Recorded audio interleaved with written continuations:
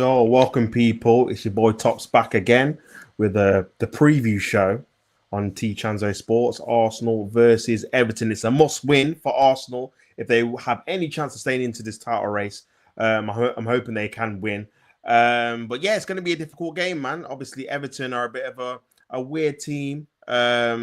I think obviously they won their last home game 4-0. Obviously, their game in the Premier League got cancelled last week against Liverpool because of the weather. So it's going to be a very, very interesting game. Premier League games are never straightforward. We've seen it before with the likes of facing Southampton at home and Leicester at home, where everyone thought it was going to be easy wins, and we ended up just about getting over the line in the last minute against Leicester, and then came back from behind against Southampton and ended up beating them 3-1. So yeah, it's going to be a difficult game, and I think if Arsenal show the kind of form they showed obviously before the Fulham game when they scored 5 goals against West Ham, 5 goals against Sporting, 3 goals against Nottingham Forest, then yeah, I think it'll be more of the same. But if we showed the form we did against Fulham, where we didn't really create too much from open play, and if Everton come with like a low block, it could be problems, man. It could be problems.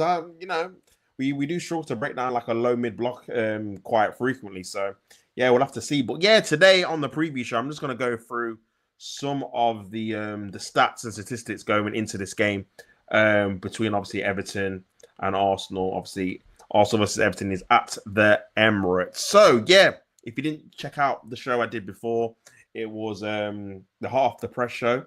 Speaking about Mikel Arteta's press conference, obviously he spoke about Arsenal defender Gabriel, saying that he has returned to training and he could be intention to face Everton. But Calafiori and Zinchenko still remain injured, still remain out. On the Everton front, they're getting close to a clean bill of health with the likes of Boja, Coleman, Patterson returning in part training in a match against Macclesfield Town on Tuesday as they build their fitness.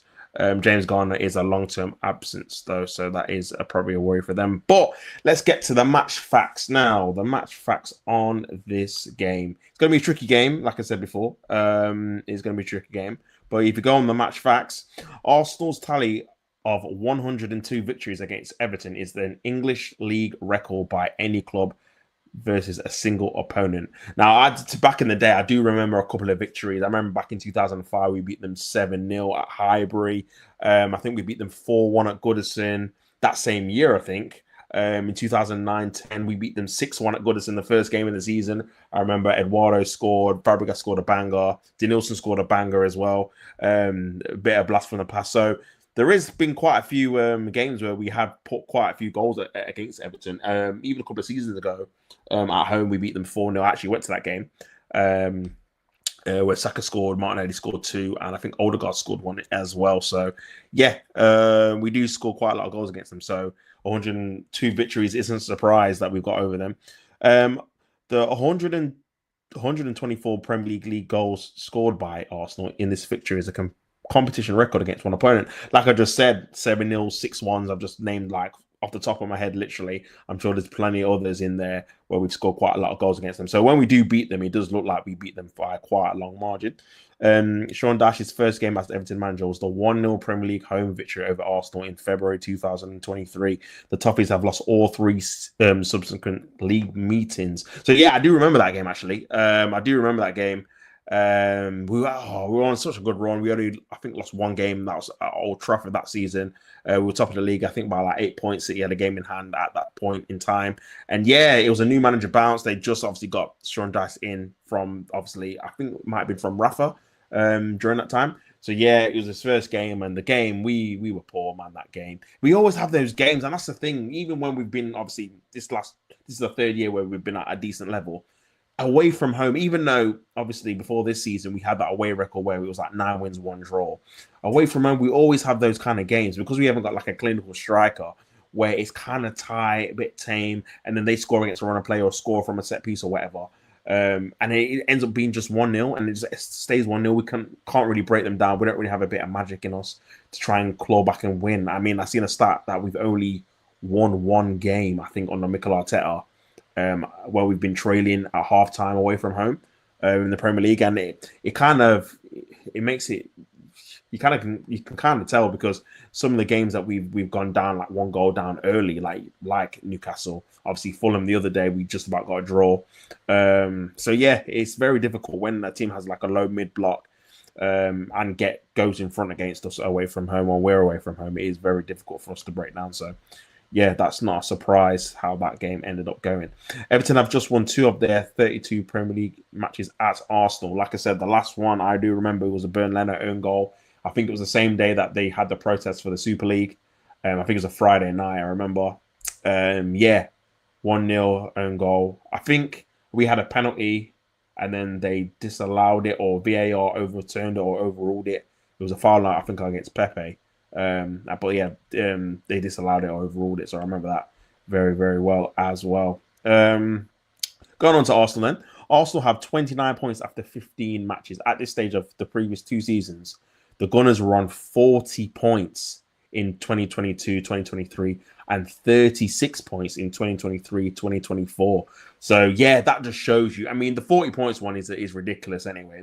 In that season, after 19 games, we had like 51 points, which is a joke of a season, really, when you think about it. That's like, I think we only dropped points in like 3 games or something crazy, or 2 games. So that's a target that's not realistic. What's more realistic is that 36 points tally. I do think we're on 29 now. We should be on at least like 34, 35, in my opinion. 33, 34, 35. So yeah, 29 is too low. That's like a top 4 race kind of point tally, in my opinion. That is too low, man. And if when you think about it, in these 2 seasons, we didn't win the league. We didn't win the league when we had 40 points at this stage, and we didn't win the league when we had 36 points, which is way more than we do now with 29. So I think that's why a lot of fans, when they're looking at it, they're a bit cautious and a bit skeptical about, obviously, Arsenal in general, and how they're playing and the points tally they've got at the minute, because to have 29 points after 15 games this season and then having 40 points in the 2022-2023 season, 36 points in the 2023-2024 season, it is a massive drop-off. No one can deny that. They have not lost the Premier League 3:00 kickoff on Saturday since a 1-0 defeat to Southampton in April 2022. Yeah, I do remember that. We were going for top 4 at the time. I think that was the 3rd loss in a row. We lost to Brighton the week before at 3:00, 2-1. And we lost to Crystal Palace on my birthday as well, 3-0 away at Palace. So yeah, I do remember that game as well. Arsenal are unbeaten in 10 home league fixtures since a 2-0 defeat against Aston Villa, the one that cost us the title. This is the longest current home unbeaten streak in the top flight. Right, I didn't even know that, to be fair. I suppose Man City did lose 4-0 against Southampton, so that would have been to Tottenham Hotspur, so that would have been the last obviously unbeaten streak. So yeah, 10 home games. Hopefully we can make it 11 tomorrow. Hopefully, so we'll have to see with that. Mikel Arteta's side are 3 short of equaling the club record of 86 Premier League goals scored in a calendar year. It's crazy. Obviously, me included. We all know we need a striker, but the fact that we're 3 short of a club record of 86 goals just shows you like how many goals we would score if we had a striker on top of this. Obviously, we've had 6-0, 5-0 away from home, 5-0 against Chelsea at home, 5-0 against Crystal Palace at home. So we have been scoring goals, especially away from home last season. This season, not quite as much. We did get the 5 at West Ham, obviously, a couple of weeks ago. But yeah, I just think we're just missing that striker, that focal point in the middle of the pitch that can make that 86 to be like 100 in a calendar year, and then obviously we're on to a winner then. So yeah, Arsenal have scored 4 goals from a corner in their past 3 Premier League games. 3 of the last 8 league goals conceded by Everton have been corners. That is actually a crazy stat. And you know, this is one of those stats, yeah, where you get the stat and you think, guarantee, nail on, pull it on your ACCA, also going to score from a corner. And in the game, we won't score from a corner. But that is kind of crazy, to be fair. I didn't realize that Everton was so poor at conceding corners. I know they're pretty good at scoring from corners and set pieces, but I didn't realize they were so poor at conceding them, to be honest. But yeah, that's very, very interesting. Since the start of last season, Arsenal have scored a league high of 23 goals from corners. They could score from a corner in 4 Premier League matches in a row for the first time ever. Wow. Yeah, well, we all know that, obviously, we've mocked and called Stoke City for a good while now, um, just because obviously we've been scoring from a lot of corners, and I do think we do need an alternative route into scoring goals. Obviously it's only really set pieces, and on the right hand side with Odegaard, Timber normally, and Saka is that how we like create our goals. On the left hand side has been pretty non-existent for the majority of the season. I think Trossard and Martinelli have been pretty poor this season, to be honest with you. So yeah, we do need to change that because even though it's a good weapon to have, being able to be scoring from corners, I think you can't be relying on it if you're going to try and win the Premier League. Because you're not going to score a corner every game, even though we're scoring quite a lot. So yeah, that definitely needs to change. Since returning from injury in November, Martin Odegaard has created an unrivaled 17 chances in the Premier League. Yeah, obviously the chances creation, and we've seen it with Martin Odegaard in the first 3 games we had, that he was creating a lot of chances. He was dictating play. I think now you're seeing the last couple of games where his performances have not been good, but I think that's understandable. He was out for 2 months. He's came in with a lot of adrenaline. That's why his performances were really high when he started. But then now that the games are coming thick and fast, we're having 3 a week, you've seen his performances drop, which is obviously understandable in my opinion. I think hopefully he gets back to how he was at the start, but he was always going to have a bit of a low time just trying to get used to the pacing of the Premier League and the scheduling in it. So that's not really a surprise to me. Gabriel Jesus has failed to score in his last 22 Premier League appearances, although 8 top-flight goals versus Everton is his best tally against any side. Yeah, it's worrying, man. I mean, honestly, if he didn't play in the week, I would be tempted to play him against Everton just to try and get his confidence back up, man. Because even though whether we sell him in January or in the summer, obviously, if we're going to do anything, we have to, even though we probably shouldn't be relying on him because his goal record's not great, he's going to have to try and step up and contribute, man. We need him to score a few goals at least. And he does like scoring against Everton. I remember his first season for us, he scored 2 goals against them. Should have had about 4 or 5. I remember the game. He missed so many chances, shock. But yeah, I think not scoring in 22 games is so poor, man. Especially for a striker as well. That is really, really bad. But hopefully he can score and put one away. But yeah, it's not great. I still think Havertz will probably start in it. So yeah, man. But Arteta has only lost more Premier League fixtures as a manager against Manchester City and Aston Villa than the 4 versus Everton. Yeah, so obviously he's had problems with Pep. Pep beat him 7 or 8 times in a row, and then he's always had problems with obviously Unai Emery. He beats him quite often. Obviously beat him twice last year. But yeah, we had a weird lull against Everton where he couldn't win at Goodison. Obviously, when we won there last year with the Trossard goal, that was his first win at Goodison as Arsenal manager, I believe, as we'd lost the last 3, I think. We lost the 1 in COVID, the 2-1, where Pepe scored a penalty. We lost the 1 where Odegaard scored. I think it's 2. And then we lost, obviously, at the Emirates. And obviously, there must be another one here. And then, obviously, we lost the Sean Dyche's one as well. So, yeah, it has been 4. Not a great ground at Goodison, to be honest with you, when we go there. Let's look at Everton. Everton have lost only 2 of their past 10 Premier League games. Wow, they've got a better record than Man City. I think they might have. I think we've lost 2 in the last 10, to be fair, as well. So I didn't realize they hadn't lost that many, even though obviously must be a lot of draws then. Let's have a look, shall we? Their 3 Premier League wins this season were versus teams currently 17th, 18th, and 19th in the table. The Toffees have scored 8 of their 14 goals in those victories. So, yeah, their victories are against the bottom half of the table. I can't remember how many results or how many teams they faced in the top half. Obviously, the Liverpool game got called off. Last week, sorry. I think they face Chelsea next week, I believe. And then have they faced Man United yet? I can't remember, to be honest with you, if they have, or Manchester City. So yeah, they've not beaten any of them anyway, because obviously their only wins are against the bottom teams. So yeah, that bodes well for Arsenal, to be honest. Everton's only win in the past 18 Premier League away fixtures came at Ipswich on the 19th of October. They have failed to score in all 3 league games since, and they're only side without a goal since the start of November. So they don't score away from home. They're not good scorers away from home. So we should be looking to keep a clean sheet, to be honest. But we all know how football works. I thought we would have kept a clean sheet when we faced them on our last day last season. And obviously they ended up taking the lead through a deflected free kick. So yeah, football's a weird one. The Toffees have conceded a league low of 8 goals since the beginning of match room 5. So yeah, Everton they're a weird team, man. They don't really score, but then they've not conceded that many since obviously, like I say, match round 5. So pretty resolute. So to be honest with you, I wouldn't expect like a high scoring game in this game. To be honest, I know quite a lot of people probably will be, but I don't think we will see that. To be fair, I really don't. Yeah, the toughest they've conceded, love, just to read that out.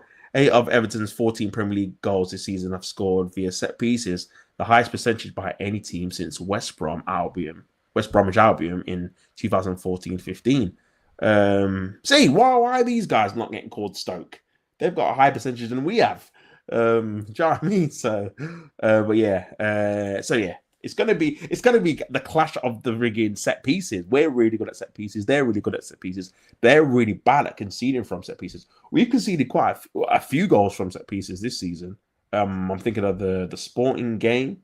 We conceded from a corner. I know there's another game I can't remember that we conceded from a corner as well. The Liverpool game we conceded from a corner. Van Dijk's gone from a header. So yeah, there's been a few games that we've conceded from corners as well, even though we're really good at scoring them. So yeah, it is one to what look out for.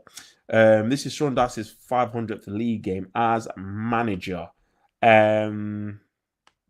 Wow, yeah, very good career. He has lost 13 games against Arsenal. His second highest tally against any club after Manchester City.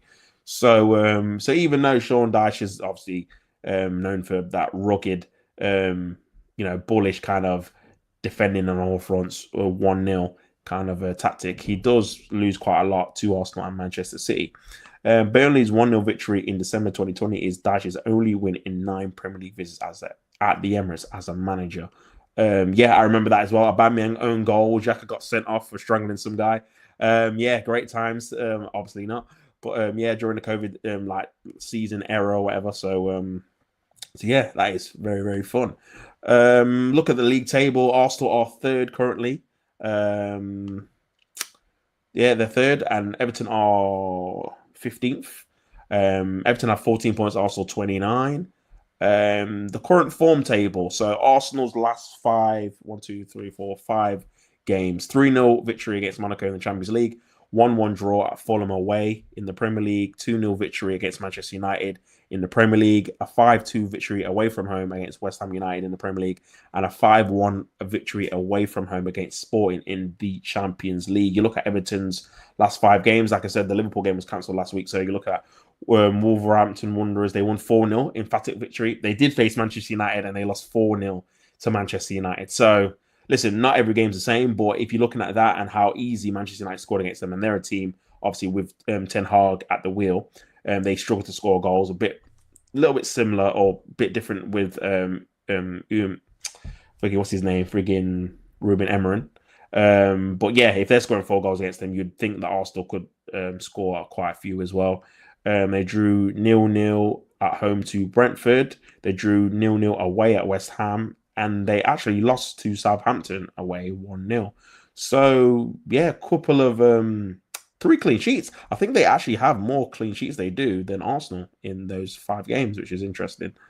In all competitions, previous meetings, Arsenal have won 107, Everton have won 61, and it's been 211 played with 43 draws. The last 3 victories, Arsenal 2, Everton 1. On the last day of the season, obviously, Arsenal did not win the title. Everton 0, Arsenal 1, Trossard goal. I remember that away from home, first winning Goodison in a while, and then 4-0. Like I said, I went to the game March 2023. I think Saka, Odegaard, and Martinelli got 2 goals that game. So yeah, let's go to the match facts. The match facts. After a run of 4 defeats in 5 Premier League games against Everton between 2020 and 2023, Arsenal have now won each of the last 3 against the Toffees, which is the 3 results I've just read out. Everton have just won 1 of their last 28 Premier League away games against Arsenal, drawing 4 and losing 23, picking up a 1-0 victory in April 2021. That's the obviously Leno own goal. Read that one out already. This is the first Premier League meeting between Arsenal and Everton, kicking off at 3 o'clock on a Saturday since December 2011, when a 1-0 win occurred for the Gunners as Arsenal won courtesy of a Van Persie strike. That's the famous one where he does it over the top. Alex Song cross, and then Van Persie volley into the back of the net. Very, very good goal. Shame, obviously, he went to Man United. But yeah, very, very good goal, man. Arsenal have 81% of their home Premier League matches in 2024. Played 16, won 13, drawn 2, lost 1. Their best home win percentage in a year since winning 84% of their games is 2007, 16 out of 19. To be honest, you wouldn't even think that, to be fair. But I suppose that would feed into the fact that we went on that run where we won 16 out of 18, obviously from the start of January. And yeah, it's only that Villa loss.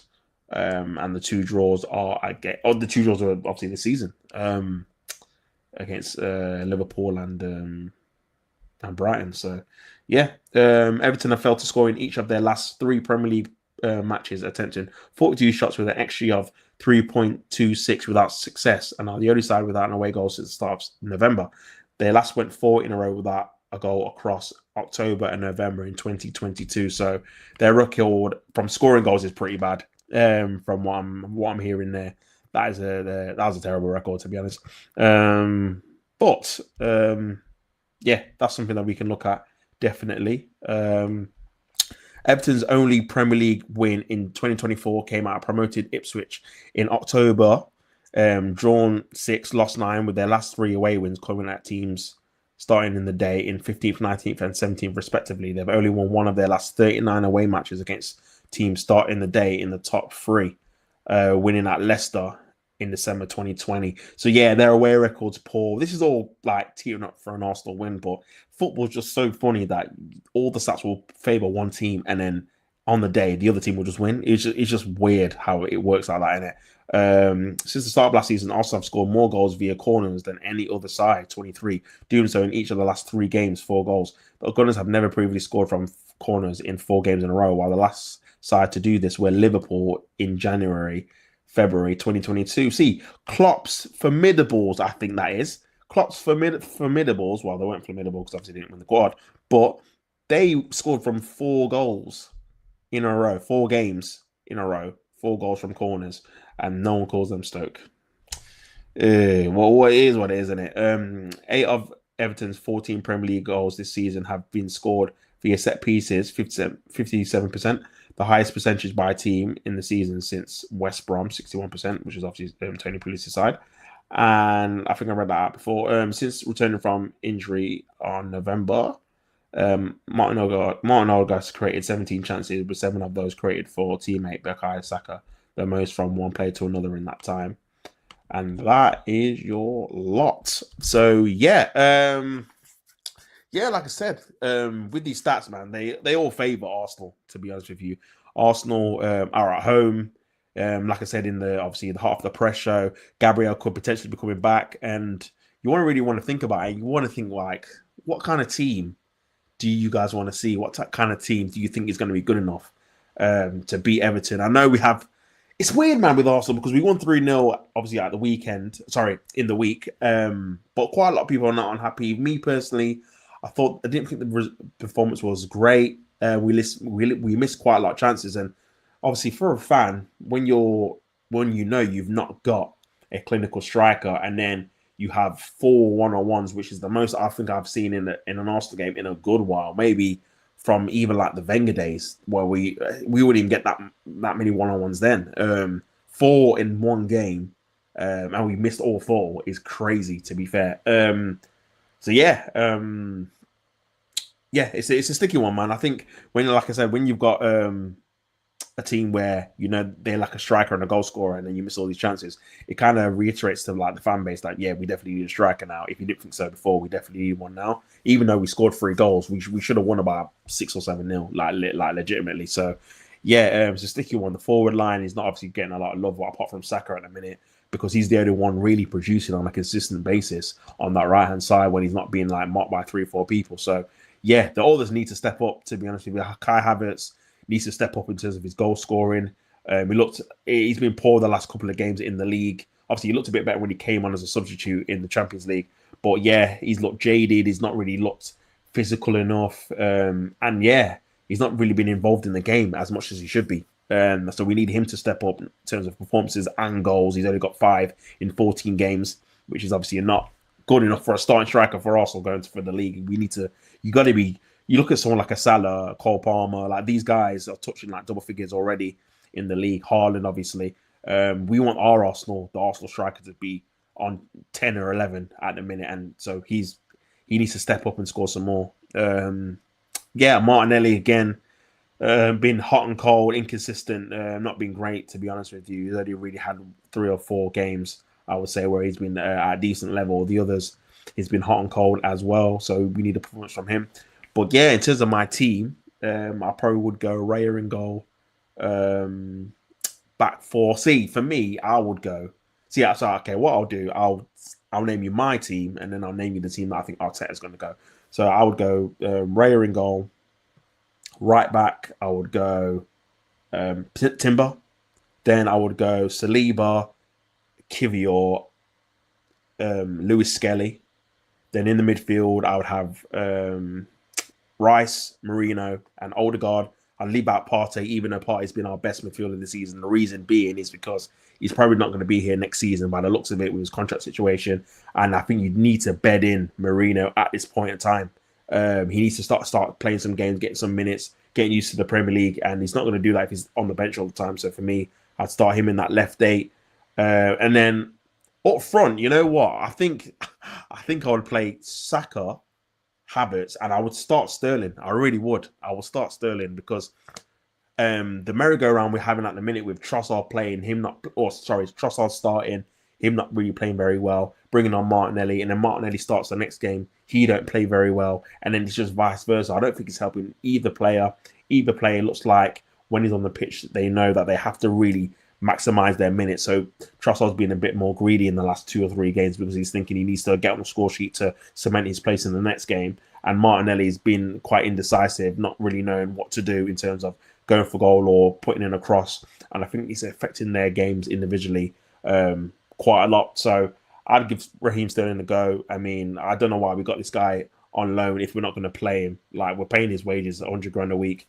He doesn't even come on in games. So it's a bizarre one, to be honest with you. It just feels like a waste of everybody's time. You should have just left him at Chelsea. We should have just kept Reece Nelson and played him and gave him the minutes. Because, at the minute, he doesn't even come on. So I can't really even criticize him too much because Arteta doesn't even play Sterling. So, but then, I'd have Havertz up front, Saka on the right, obviously Odegaard in the middle.